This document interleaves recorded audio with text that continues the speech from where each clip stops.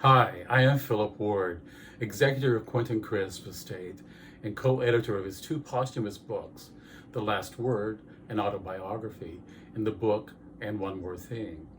In the last 2 years of Quentin's life, he and I recorded what he wanted in his final book, which is the manuscript that created these two books. With assistance from co-editor Lawrence Watts, the books were published by MB Books in 2017 and 2018.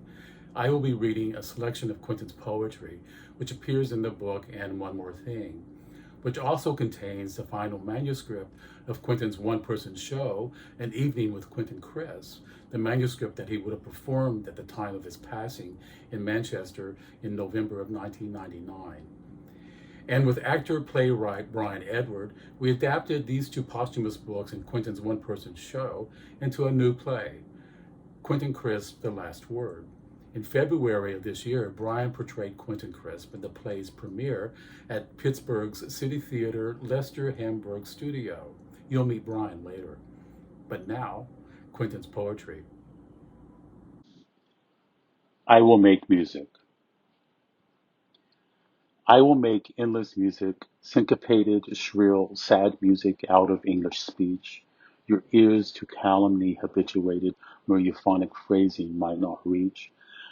I will make endless music till the lonely limits of our torment have been told, that all may hear and some not only hearken, but to be heartened and consoled. I will make endless music. Say not that the world's ears are waxed or numb, because I will not, dare not, may not see you suffer and be dumb. The racket. If I had deigned to guzzle at the plate, whose contents seemed egregiously to please a squalid world that I have come to hate, or tried to run its race with mudded knees and absolutely no hope of success, could I at last, perhaps with greater ease, outstretch my feeble hand and try to bless that world that said my love was disease? Would I have written nobler lines than these? My secret passion. I thought I'd tell the people about my secret passion to clear the air. I like to share, besides, it was in fashion. So first I told my doctor. His words were not unkind. He said, I'm sure we'll find a cure, and patted my behind. And then I told my mother. I thought she would be glad. She cried a lot and said, do not say anything to Dad. But still, I told my father. His lips began to foam. He paced the floor and cursed and swore and said, you can't come home. And then I told my cronies. Their attitude was critical. They murmured, dearie, this is dreary. Please don't get political. And last, I told my boyfriend. It roused his deepest fears. Before he fled, he turned and said, I draw the line at queers. Never and never. Never imagine that happiness is out there. It's always in here. Never try to be unlike other people. Only strive to be more and more like yourself. Never tell your mother anything. Whatever you say will one day be used against you. Never work. In fact, before you do anything, always ask yourself one question. Can I possibly get out of this? No regrets. I never say no. I can't say no. I never say no to anything because I am told that as I lie dying on an iron bedstead in a rented room, I shall not regret anything I did. I shall regret what I didn't do. So I do anything so as to regret very little. Like Madame Piaf, I shall have no regrets. Drinking song. Let everyone lift his glass above and give it a friendly clink. We'll say we're drinking to life and love, but really we'll drink to drink. We'll say we're toasting our ladies fair, their eyes of blue and their golden hair, when really we know they stink. We'll drink to whiskey and drink to gin that rot your guts and impair your skin and color your eyeballs pink. We'll say we're drinking to life and love, but really we'll drink to drink. And finally, as the night wears on, who cares what the neighbors think? When shame and sherry and cheese are gone, we'll say that we'll stink. We'll say that we drink. We'll say that we drink to drink. Let everyone lift his glass above and give it a friendly clink. We'll say we're drinking to life and love, but really we'll drink to drink. We'll say we're drinking to absent friends, to comrades meeting and journey's ends. Who cares if they swim or sink? We'll say we're drinking to life and love, but really we'll drink to drink. We'll drink to white and to milky wine, to every juice of the sacred vine, though some of it tastes like ink. We'll say we're drinking to life and love, but really we'll drink to drink. We'll say that we drink to drink. The next poem was written and published in March 1920 when Quentin was 12 years old. It was published in his school paper. Come and try to. Keep up to the mark and don't get slack. Intelligence here we ought not to lack. Never be feeble, never be slow. Girls and women are that you know. Sums and French are a bit of a fag when you feel you'd rather be having a rag. Of course you know this cannot be done. Out of school is the time for fun. Drawing's the nicest thing in a day. Hours and hours of that I could stay. Other lessons are not so bad. Used up are our brains, so when finished we're glad. Still, it's all right, not too much to do. Everyone else ought to come and try too.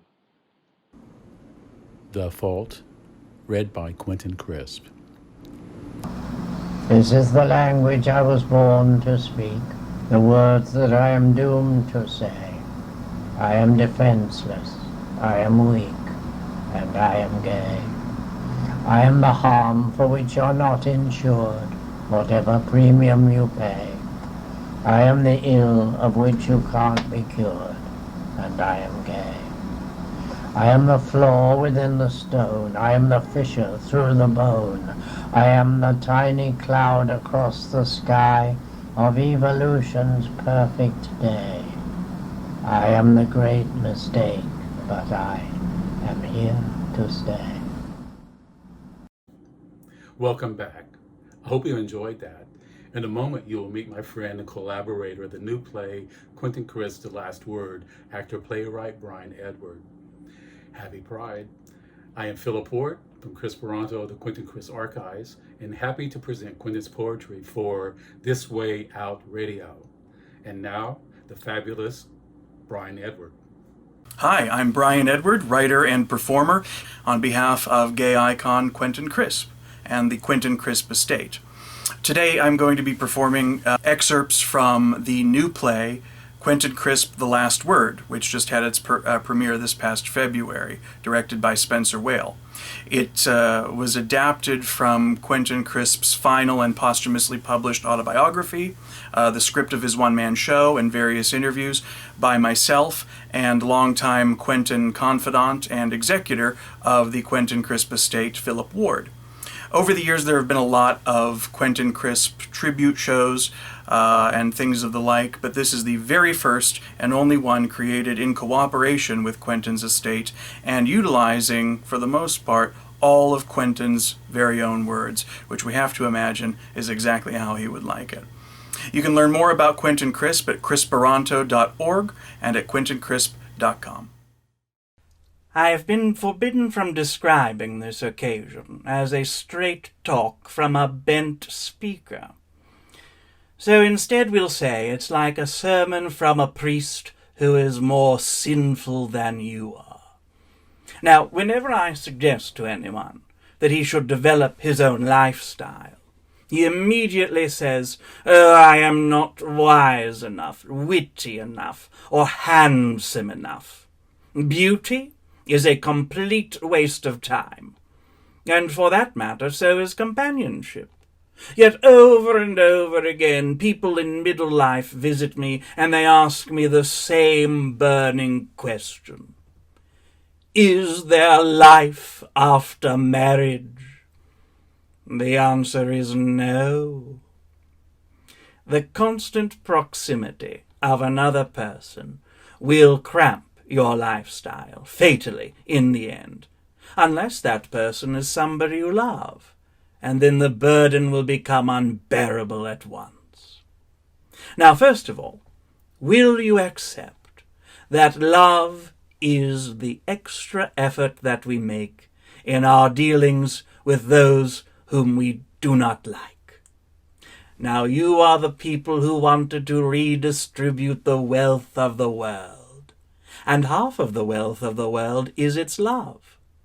Now, if we give all the love to the brave and the beautiful, they will become the millionaires of love. This, I think we're agreed, is objectionable. We must, therefore, if we're going to give any more of our attention to one person than another, it must be given to the unlovable. If you share a territory, you will, in the end, only be left with the things about which you disagree. If you get up at 6 in the morning and your little friend gets up at 6 in the morning, within a week you will take this for granted. But if your friend wants the soap on the left-hand side of the wash basin and you want it on the right, divorce. And people will say, you got divorced over a cake of soap? They forget that you moved it every day. My view of sex, homosexual sex, was certainly tainted not only by my experience in London as a rent boy, but by the times during which I was sexually active. When I was young and swanning about the West End of London, men would look at me and smile, and I would think, oh, well, this is wonderful. I'm the cat's whiskers. It never occurred to me what I would have to do once I'd won their attention. I think a lot of women think this way. Marlene Dietrich said, you have to let them put it in or they don't come back. That's a wonderful thing to have said. She didn't want sex. She wanted admiration. Sex would have smudged her makeup and spoiled her hair.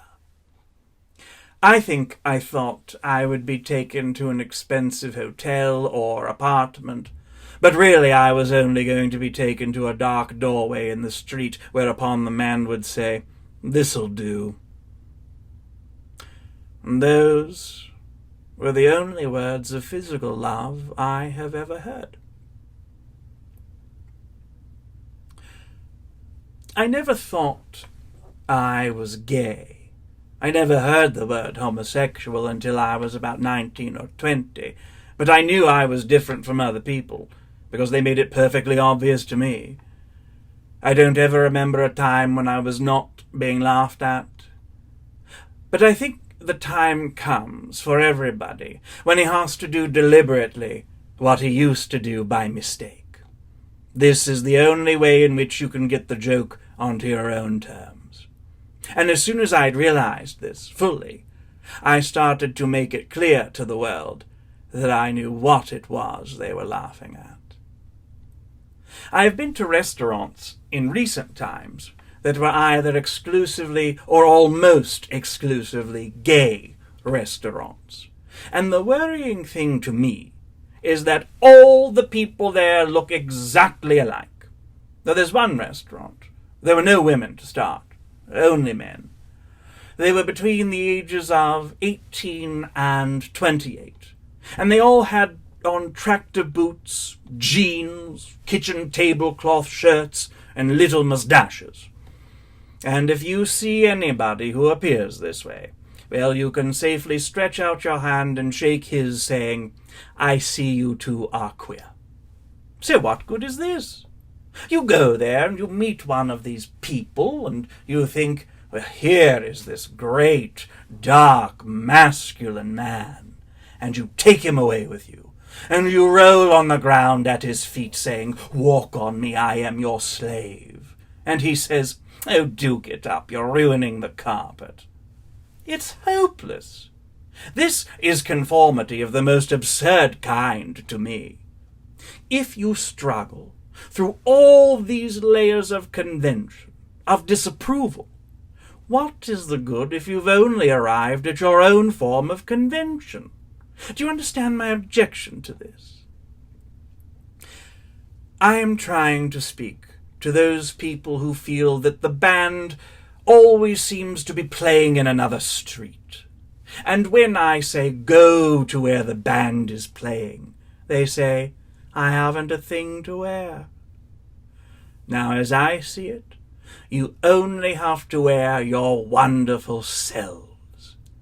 The reason why the message seems to be urgent is that the benefits are very considerable. Now, they may not be what you imagine. People rush up to me in the street and they say, oh, now that you're rich and famous. They never get any further because I stop them. As you all know perfectly well, I am not famous. I am notorious. And if I am rich, it is because I have taken my wages in people. You are my reward.